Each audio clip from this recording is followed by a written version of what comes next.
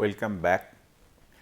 So, in last few lectures, we have covered, I have covered steam power plant and steam power cycle, and with different examples we have seen the variations in the basic steam power cycle.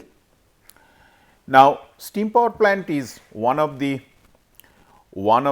prime methods of converting the energy of fuel into useful work, that is ultimately into electricity, and the modern civilization is dependent to a very great extent on the energy that we get from steam power plant.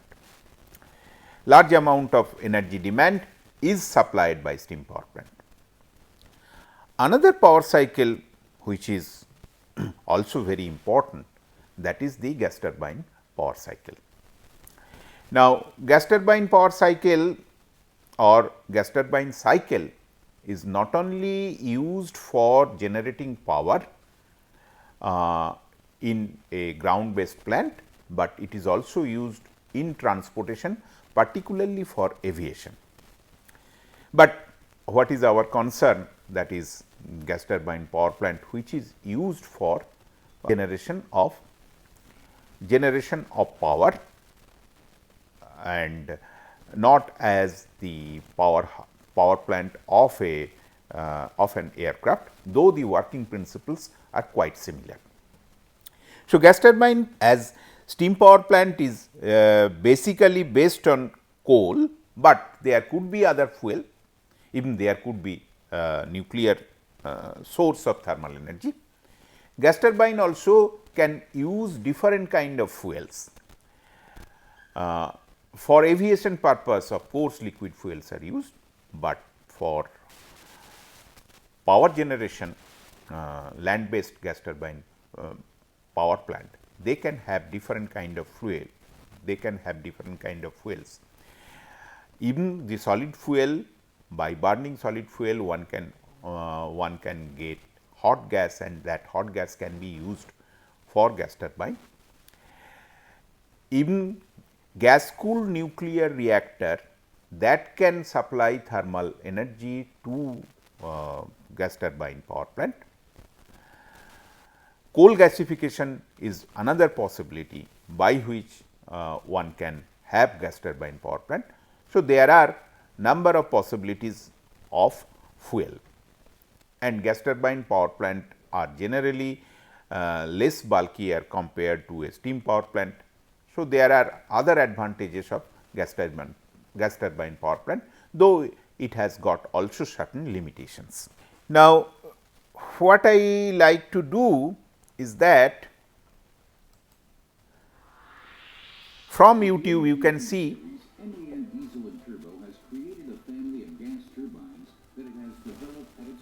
in sight. The highly efficient MGT 6100 and MGT 6200 turbines set a milestone in the 6 megawatt output class. Let us look at the MGT 6200 first. It is a twin shaft model used as a mechanical drive for compressors, for example. The compact core engine delivers a maximum output of 6.9 megawatts. This is equivalent to 9,522 horsepower, thus as much as 95 automobile engines of 100 horsepower each produced together. The MGT 6200 basically comprises two sections: the gas generator with high pressure turbine on the left and the power or low pressure turbine on the right, which runs independently of the gas generator at a variable speed thanks to a second shaft. An external drive starts the gas turbine. In this case, it is an electric motor which drives the shaft of the high pressure turbine, and along with this the 11-stage axial compressor mounted on it. The compressor driven by the high pressure turbine serves to take in and compress the air needed for combustion. Inside the 6 combustion chambers, the air is mixed with fuel gas and the mixture is ignited. The hot exhaust gases expand, driving both the high and the low pressure turbines. Let's take a closer look at this process. Due to the spinning motion, the blades of the axial compressor strike the air. They conduct it into the turbine while compressing it in the process. A flow is created that passes through the air intake casing and then along the axis. A pressure increase of 15 bar means the air flows into the 6 combustion chambers with around 15 times more oxygen. These advanced can combustors premix the fuel gas with the compressed air homogeneously already before it enters the chamber. Afterwards, this mixture is ignited and burns with extremely low emissions. The fuel gas air mixture expands due to the combustion heat to many times its volume. As a result, it flows at high speed first through the 2 rows of blades of the high pressure turbine and then through the low pressure or power turbine, thus driving both shafts. The exhaust gases flow through a diffuser into the outlet casing. Their high temperature of around 460 degrees Celsius can still be utilized, for instance, to generate steam. The shaft of the power turbine can be operated independently of that of the gas generator in a speed range of 45 to 105% of the nominal speed of 12,600 RPM, and thus adapt optimally to the requirements of the machine to be driven. However, such a flexible speed range is not necessary to generate power. That's why MAN has come up with the MGT 6100. This single shaft model drives an electric generator. So, I have started with some sort of animation for gas turbine power plant, which is taken from YouTube, reference has been given and some relevant portion of it has been shown to you. And then I think we will be able to appreciate what the cycle diagram and the different components, etc. So, basically in a gas turbine power plant, air is taken from the ambient atmosphere and it goes to a compressor. So, air is getting compressed, then after that the compressed air is sent to some sort of a combustion chamber and fuel is injected in this. So, fuel could be a liquid fuel. Combustion takes place, the gas was having a high pressure, now it is having also a high temperature and then it goes to the turbine. See, high pressure and high temperature gas that expands through the turbine and then the turbine produces work. Not only the turbine produces the work for running the compressor, but it will also produce excess work at W net, which can be utilized for some purpose. Electricity can also be generated or it can be used for directly driving something. See, in the animation they told that turbine could be used for running another compressor or some such system, but for electricity generation it can be used. And then the hot product of combustion which expanded through the turbine given some amount of energy to the turbine, but it will still have some high temperature that will come out of the turbine. So, this is a potential source for recovering energy, for recovering waste heat. This has been mentioned also in the animation you have seen. So, this is the actual cycle which is there in a gas turbine and the product of combustion that goes to the ambient atmosphere. So, the cycle is an open cycle because the working fluid, as working fluid air is taken and it will change its chemical composition after the combustion. So, it cannot be made into a closed cycle as long as the combustion process is there for imparting energy to the working fluid, to the stream of working fluid. But for idealization, what we assume that it is a closed cycle, this kind of cycle is called air standard cycle. So, for air standard cycle what we will assume that the compressor is taking air and that is getting compressed and then it is passing through, the air is passing through an heat exchanger where combustion is not taking place, but heat is being added from some sort of a suitable source. Then that hot high pressure gas goes to a turbine and it expands. The turbine runs the compressor plus supplies the excess amount of work which is W net to for doing some useful thing, maybe generation of electricity. Then the low pressure, low temperature gas that passes through another heat exchanger where heat is rejected and it comes back to its temperature at the beginning of the cycle, that is at state point 1, and again goes to the compressor. So, this is what a basic gas turbine cycle, and this cycle is called a Brayton cycle or Joule cycle. As I have told, for air standard cycle we are assuming that heat is being added in a heat exchanger to heat the gas, and heat is being rejected from the exhaust gas from the turbine. Next, if we think of the cycle diagram looks like this. I have shown the cycle diagram in two different thermodynamic plane. In PV plane, from 1 to 2 there is, in PV plane from 1 to 2 there is rise in pressure. Basically, this represents the process in the compressor. Then 2 to 3 heat addition at constant pressure. Then there is expansion, that is from 3 to 4. Both the compression and expansion for an ideal cycle, they are assumed to be isentropic or reversible adiabatic process. Then 4 to 1, that is the heat rejection at another heat exchanger. The exhaust gas from the turbine will reject heat and again it will come back to point 1, the cycle will continue. The TS diagram of the same process that is shown. The feature of this cycle is that the expansion and compression processes are isentropic processes, but the heat addition process and heat rejection process are constant pressure processes. So, with this, if we like to calculate the efficiency of the air standard Brayton cycle.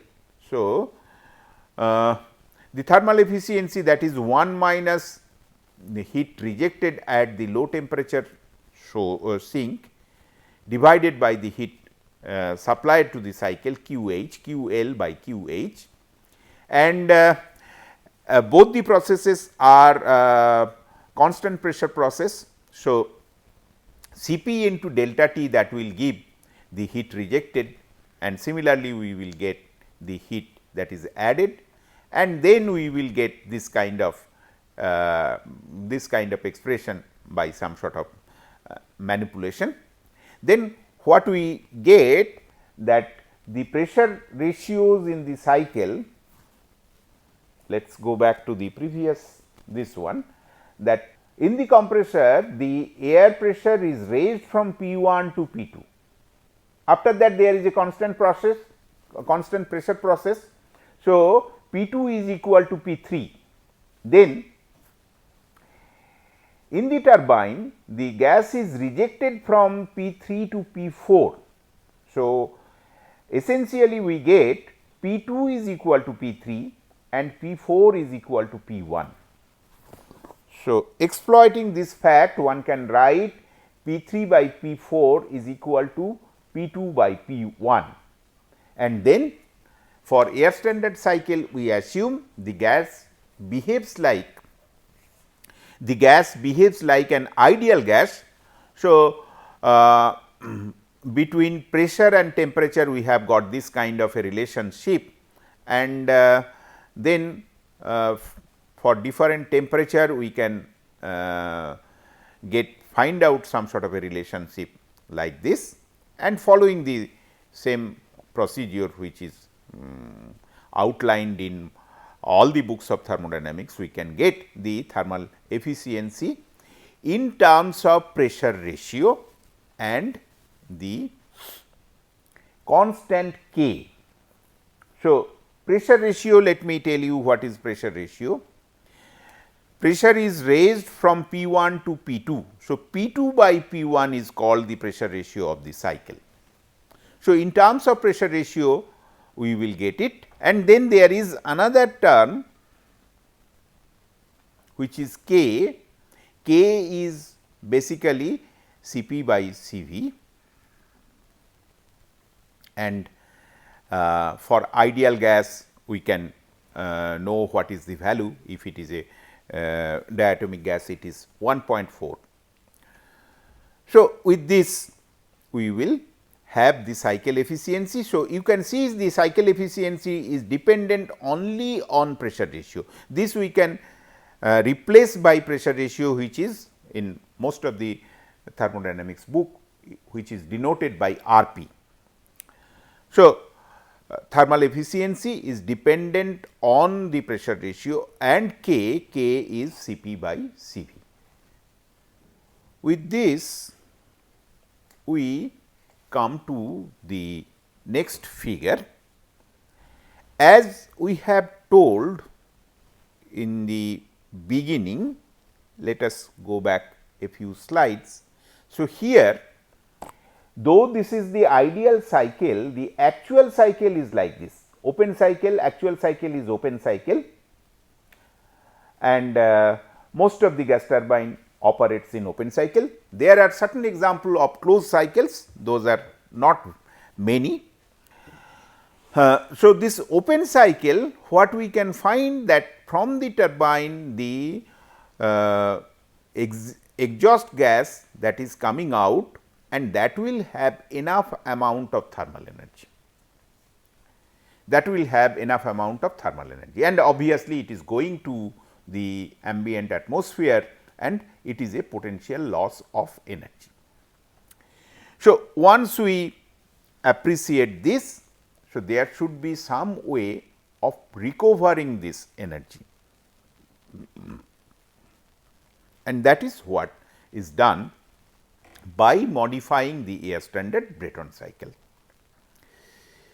Let us go back to the diagram which we have seen, but we can now explain it what is happening. It is like this: the exhaust gas which is coming out, that can be used to heat the incoming air before it goes to the combustion chamber. So, basically here I have shown three devices which are used to, or rather three principles which are used to modify air standard Brayton cycle, so that we will have better conversion of energy, better utilization of energy, and we will have higher output from this cycle. So, first is like this, this is what I have explained, but before that there is another principle which we have used. It is like this, that air we have to compress, and more it will be compressed, better it is, because then we will have high amount of high energy, because we have seen that the greater efficiency of the cycle, because we have seen that the efficiency, thermal efficiency of the cycle is dependent on pressure ratio. More the pressure ratio, higher will be the cycle efficiency.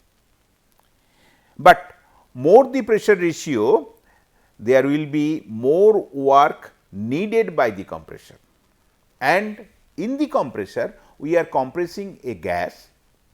Gas compression needs external work, but the gas compression becomes more and more difficult as we compress it. Further compression becomes difficult. Why? Because as we compress gas, the gas temperature also increases, the temperature of the gas that also increases, and it is difficult, it becomes difficult to compress a hot gas, and that is why we will have progressively more work, we will require progressively more work to have high compression or to have a high compression ratio. So, what we can do? The compression can be done in number of stages. Here I have shown two stages. Initially gas will be compressed to certain pressure value, its temperature will increase. Then if we cool the gas, and in the next stage if we compress a low temperature gas, then we will have spending the same amount of work, we will be having a higher pressure ratio, or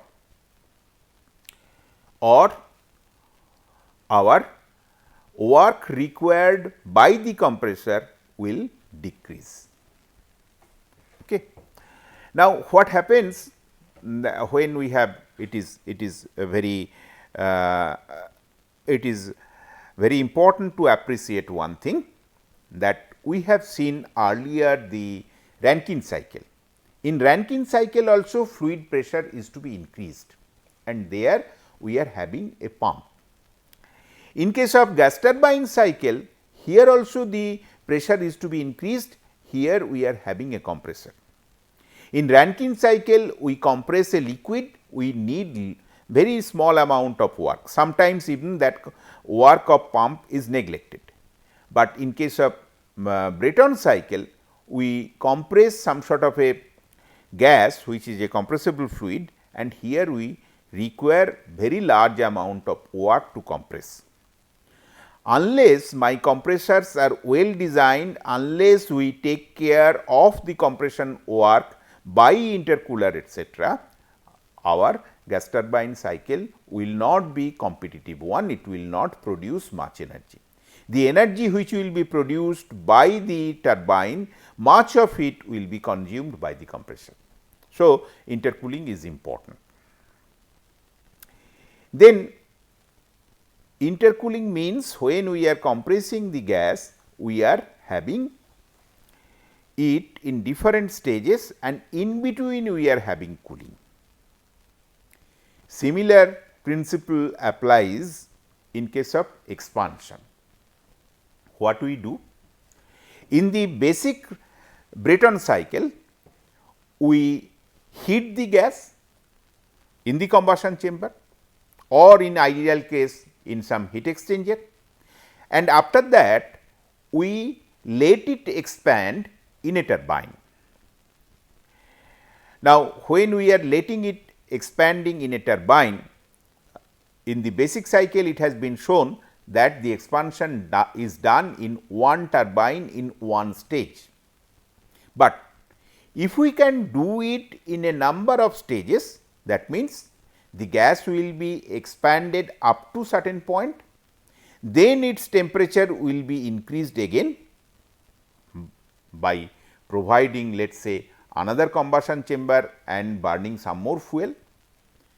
So, the expansion will also be done in stages, in between we will have heating.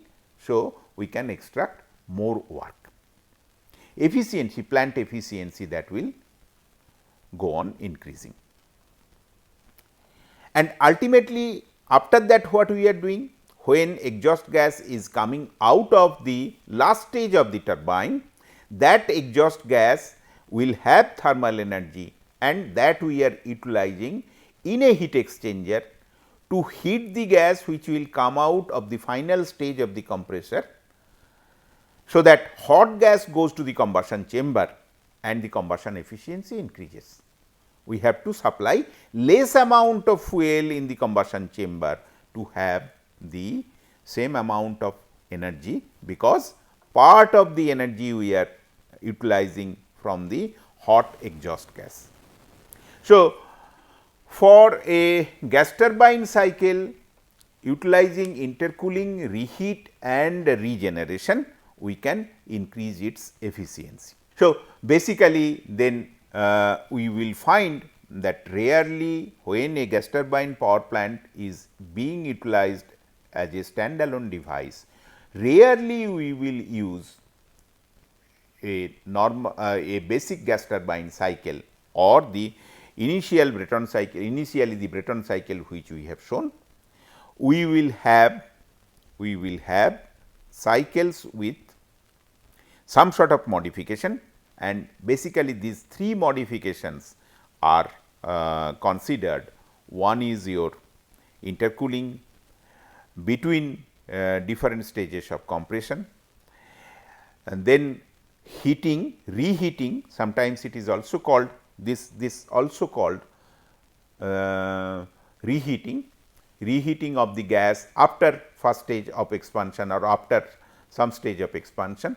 So, reheating, and then some sort of heat exchange by through a recuperator or some sort of regenerator, whatever we could use, and heat the gas out of the final stage of the compressor before it goes to the combustion chamber. The basic cycle diagram which we have got, I will just take small amount of time to explain this. The basic cycle diagram which we have got is like this. Let us consider the PV diagram.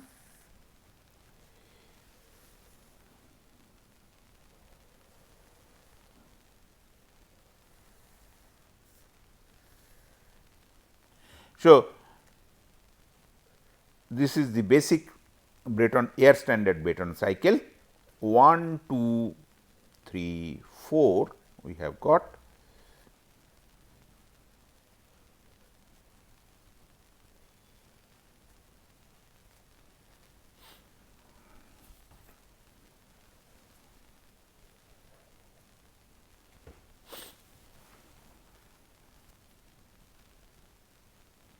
And here you see this is your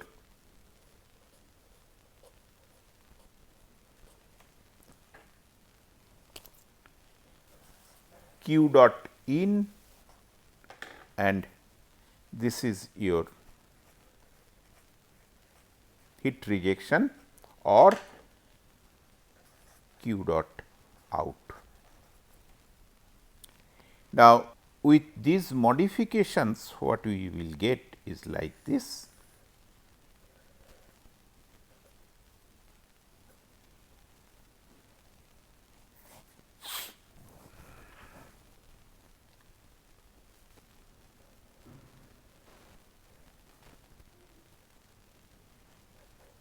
This is the first stage of compression, then there will be some sort of intercooling, and then there is next stage of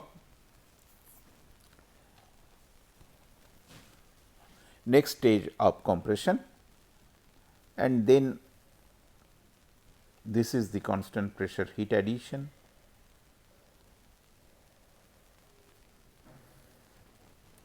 This is the first stage of expansion, then reheating, then the next stage of expansion. Now, the amount of heat which is rejected, part of it will now be taken to heat the